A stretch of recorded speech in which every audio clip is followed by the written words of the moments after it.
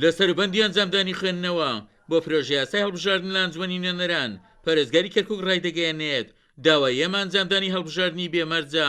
لەگەڵ پارێزگاکانی تری عێراقدا. ئێمە لەگەڵ هەڵبژاردنین بە شەرتێ بەبێ مەرج بکرێ ئەگەر بێت و سجلی دەنگدەران بیانەوێ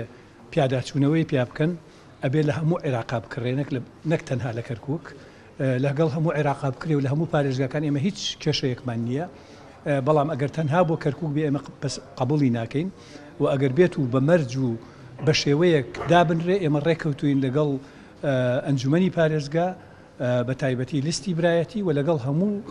حیزبەکانیشە کەوا ئێمە ئەو کاتە هەڵبژاردن لە کەرکووک ناکرێت کە هەڵبژاردن لە کەرکووک نەکرێت معنای وایە هەرچی ئاوارەش هەیە لێرە مافی ئەوەیان نابێت دەنگ بدەن ئێمە ڕێگە نادەین کە خەڵکی کەرکووک بێبەش بکرێ بەڵام خەڵکی تر لێرە دەنگ بدەن بۆ هەمان شێوە.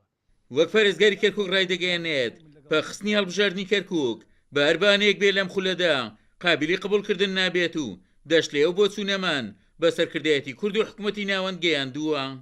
زۆر دەمێکە هەڵبژاردن لە کەرکووک نەکراوە 2005 بۆ ئێستا ئەوە 12 ساڵە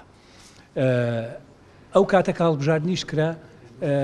لیستی کراوە نەبوو لەبەرەوە کەس نێزانی دەنگ بەکێ ئەدا و لەگەڵ ئەوەشدا ئەم ئەنجومەنی پارێزگای ئێمە لە کاتێکی زۆر ناخۆشە بەکارەکانی خۆیان هەڵساون و لەسەر مەسەلە مێژوویەکان کە پەیوەندی بە کوردستانەوە هەیە مووقیفی زۆر باشیان گرتووە ئەوانیش پێیان خۆشە هەڵبژاردن بکرێ و ئێمە ئەبێ ئەوەشمان لەبیر بێ کە عەرەب لە 2005 بەشداری هەڵبژاردنیان نەکرد بۆیە نوێنەرایەتیان بەو شێوەیە نییە کە پێویستە هەبێ یعنی لە ڕووی تازەکردنەوە لە ڕووی ئەوەی کەوا هەموو مکەویناتێک حەقی خۆی هەبێ بۆیە ئێمە بە گرنگە زانین هەڵبژاردن لە کەرکووکیش بکرێت.